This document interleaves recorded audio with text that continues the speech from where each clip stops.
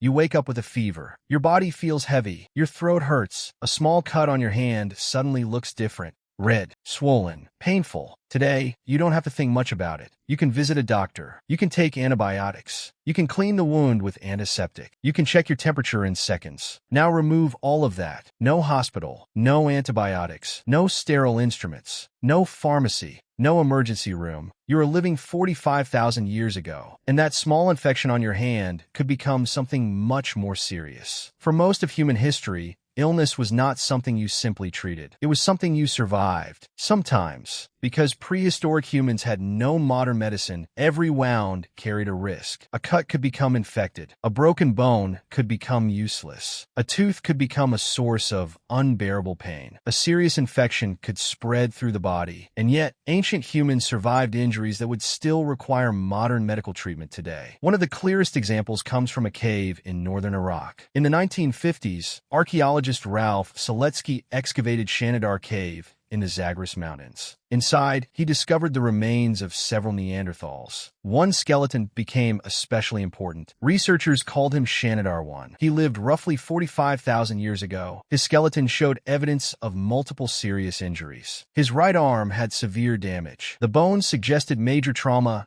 and long-term impairment. He also had injuries to his face and skull. His eyesight may have been severely limited, and he probably walked with a noticeable limp. Yet something about the skeleton was even more remarkable. The injuries had healed. This means Shanidar I didn't simply survive the original trauma. He survived long enough for his body to repair itself. And that could have taken months or even years. That creates a problem. A person with severe injuries cannot easily hunt. They cannot travel as quickly. They may struggle to gather food. They may not be able to defend themselves. So how did Shanidar I survive? The answer may be hidden in something that doesn't appear on his skeleton. Other people. Someone had to help him. Someone had to provide food. Someone had to protect him. Someone had to remain nearby while his injuries healed. This is important because Neanderthals lived in environments where food could be unpredictable and predators were real threats. Supporting an injured adult wasn't free. It required calories, time, and cooperation. Yet Shanidar I apparently received enough support to survive. And he wasn't the only prehistoric human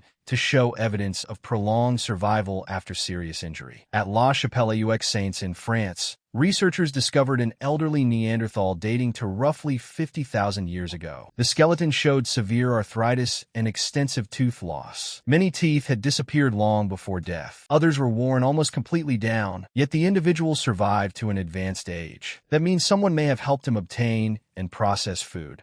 The evidence points towards something important. Prehistoric medicine may not have started with medicine at all. It may have started with people. But there was another problem. Even if someone fed you, even if they carried water, even if they protected you, your body still had to fight the infection itself. And without antibiotics, that fight could become terrifying. An infection does not need a modern world to become dangerous. Your immune system has been fighting bacteria for millions of years. Long before humans existed, animals were already developing ways to survive wounds and infections. Human bodies inherited many of those defenses. When bacteria enter a wound, your immune system responds. Blood flow increases. Immune cells move toward the damaged tissue. Inflammation begins. The area becomes hot, swollen, and painful. Today, antibiotics can eliminate many bacterial infections before they become life-threatening. But antibiotics are extremely recent. Penicillin was discovered by Alexander Fleming in 1928. For almost all of human history, there was no equivalent. So prehistoric humans had to rely on their own immune systems and whatever knowledge they could gain from the natural world. One remarkable clue comes from El Sidrón Cave in northern Spain. The site contains Neanderthal remains dating to roughly 49,000 years ago. In 2012, researchers analyzed hardened dental plaque preserved on several Neanderthal teeth. Inside that ancient plaque,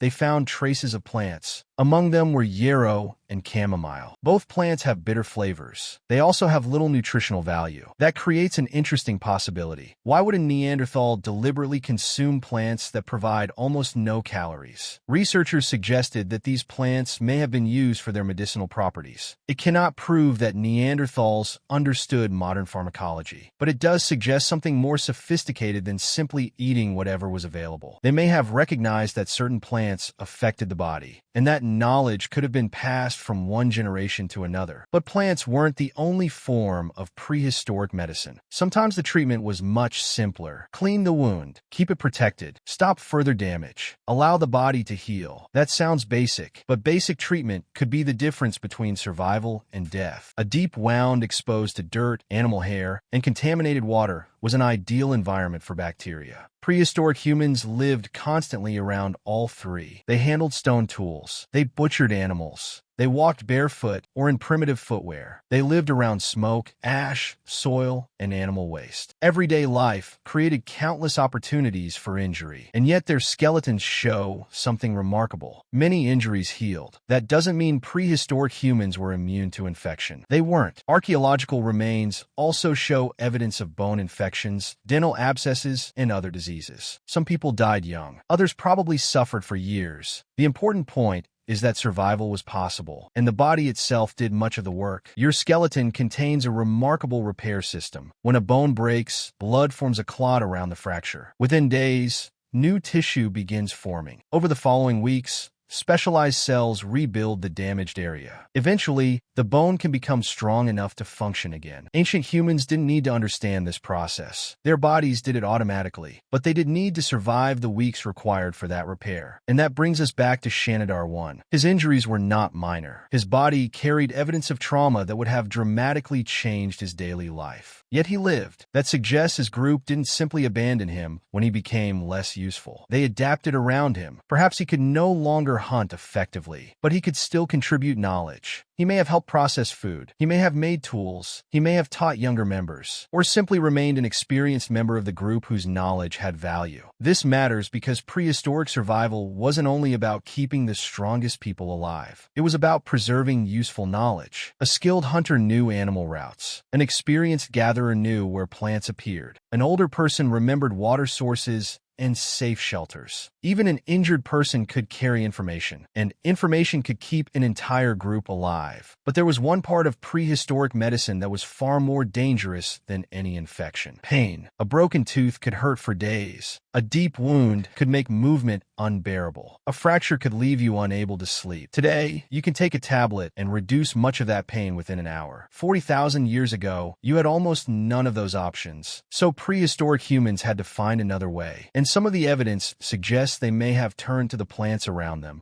Some prehistoric plants contained chemicals that affected the human nervous system. Certain tree resins could reduce inflammation. Some roots and leaves contained compounds with pain-relieving effects. Others could alter consciousness or cause dangerous poisoning. The problem was knowing the difference. Without written instructions, without measured doses, without laboratories, a mistake could be fatal. This made traditional knowledge incredibly valuable. One person discovers that a particular plant reduces pain. Another notices that a leaf helps a wound. Someone else remembers which mushroom caused sickness. Over generations, those observations could become part of a group's survival knowledge. But we should be careful. Archaeology rarely allows researchers to say exactly what prehistoric people used as medicine.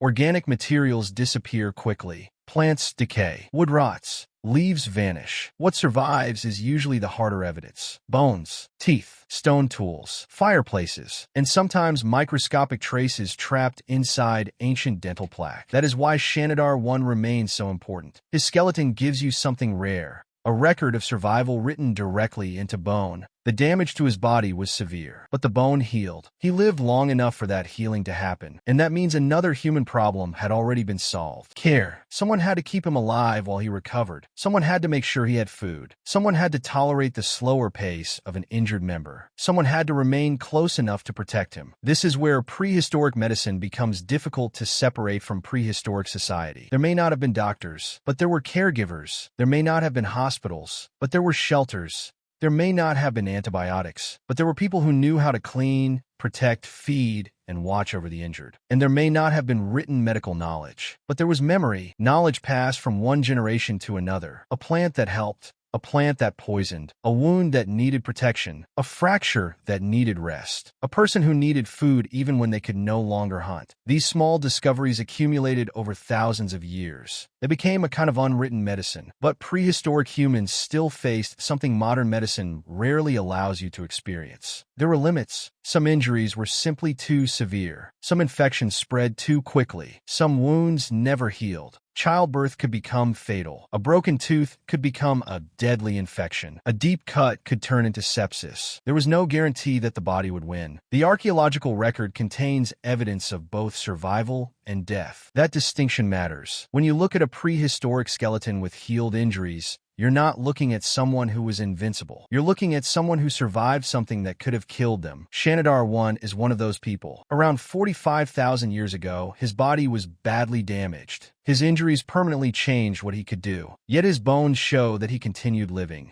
For modern humans, medicine often feels like something outside the body. A pill, an injection, a surgical procedure, a hospital. But for most of human history, the first line of defense was much simpler. Your immune system, your ability to heal, the knowledge of the people around you, and the environment you had learned to understand. That was the medical system humans depended on for hundreds of thousands of years. It was imperfect, it was dangerous, and sometimes it failed, but it was enough for our ancestors to survive long enough to pass their knowledge forward. Every healed fracture became evidence that recovery was possible. Every successfully treated wound became another piece of knowledge. Every plant that helped became something worth remembering. And every person who survived an injury carried that experience into the future. So when you take an antibiotic for a simple infection, or visit a doctor for a broken bone, remember how unusual that situation actually is. For almost the entire existence of our species, there was no doctor waiting nearby, no pharmacy, no sterile operating room, only a damaged body,